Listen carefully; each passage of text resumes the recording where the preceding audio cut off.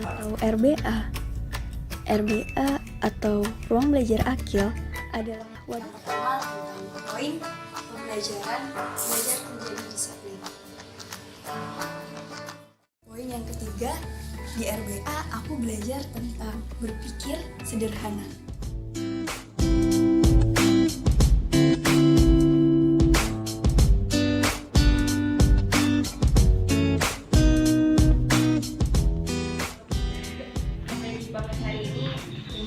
Dari tadi malam saya dengarkan Doni gitu bisa menyampaikan apa enggak, dan semoga bisa menyampaikan.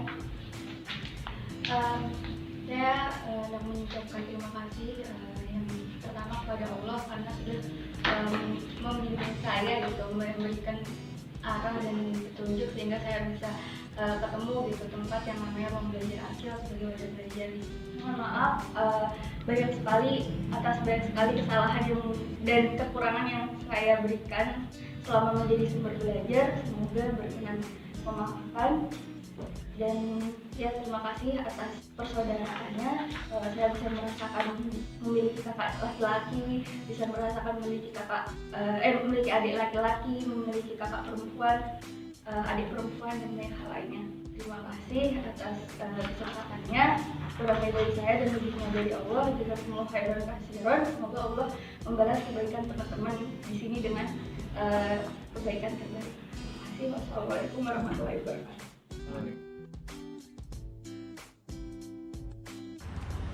Halo, salam kenal. Aku Zakiah Nur Afifah atau biasa dipanggil Fafa. Alhamdulillah selama 17 bulan aku pernah mendapat kesempatan belajar di kelompok riset Sahaja Plus atau KRS Plus Ruang Belajar Akil. Selama di RBA, pembagian aktivitas itu jelas sekali. Semua aktivitas dilakukan bersama-sama, sehingga disiplin waktu itu mudah dilaksanakan karena ada lingkungan yang saling membantu dan mengingatkan. Kemandirian belajar juga terbentuk karena muncul rasa malu saat menggunakan waktu tidak sesuai dengan porsinya. Setelah pamit, kebiasaan yang terbangun itu menjadi tantangan diri. Pasca pamit, aku mendapat tugas belajar lanjut dari orang tua, dan qadarullah di tengah pembelajaran ini, negara kita menghadapi pandemi COVID-19, sehingga pembelajaran harus penuh dilakukan di rumah.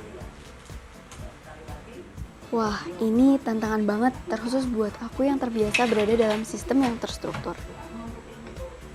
Tapi teman-teman, dari banyaknya tantangan itu, aku bersyukur banget.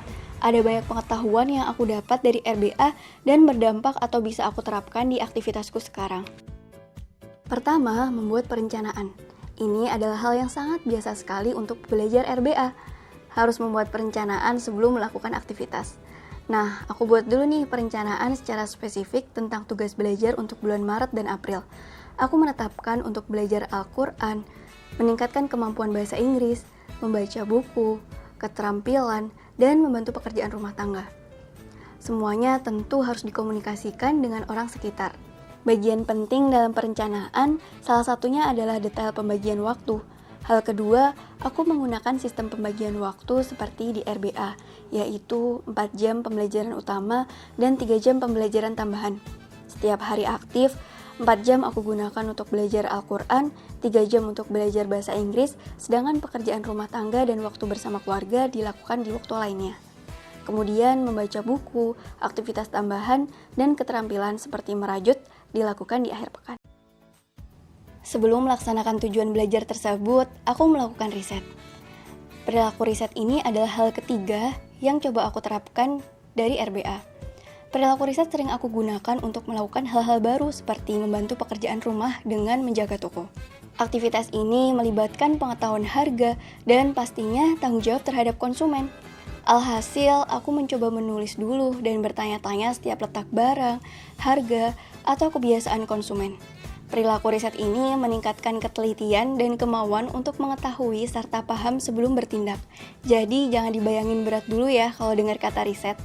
Keempat, adalah pemahaman tentang bisnis proses atau proses bisnis yang diartikan sebagai kumpulan aktivitas yang saling terkait untuk menyelesaikan suatu masalah atau menghasilkan produk. Pemahaman ini coba aku terapkan di setiap aktivitas seperti membantu menyelesaikan pekerjaan rumah tangga. pekerjaan yang dilakukan di pagi hari dan harus selesai sebelum pukul 7.30. Setelah melakukan aktivitas, mulai membiasakan melakukan evaluasi di akhir hari atau akhir pekan untuk mengetahui pembelajaran apa saja yang sudah didapatkan agar dapat diperbaiki di hari selanjutnya atau pekan selanjutnya. Evaluasi ini menjadi hal kelima yang coba aku terapkan setelah pamit dari RBA. Nah, karena belajar di rumah ini menguji kemandirian belajar, sehingga evaluasi pun dilakukan secara sadar dan mandiri. Selalu ada pertanyaan untuk diri, belajar apa hari ini?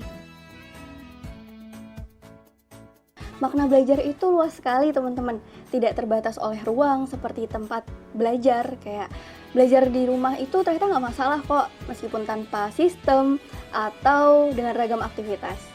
Memang awalnya aku merasa khawatir, 3 bulan sebelum aku pamit dari RBA, aku berpikir bahwa aku bisa nggak ya belajar di rumah, aku bisa nggak ya belajar senyaman aku belajar di RBA. Ilmu yang terus mengalir, ilmu yang terus aku dapatkan saat aku di RBA. Tapi ternyata setelah aku jalani, aku coba, itu bisa kok dan seru. Karena belajar itu adalah aktivitas yang kita tetapkan dan waktu pun kita yang mengelola. Akhirnya kekhawatiran itu pergi dan semuanya bisa dilakukan, dicoba dan dievaluasi.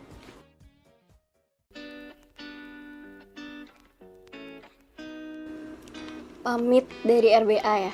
Pamit dari RBA itu suatu kondisi di mana seorang individu harus mampu menetapkan kalau setelah belajar atau setelah pamit dari RBA itu bisa menerapkan ilmu yang udah didapatkan secara mandiri.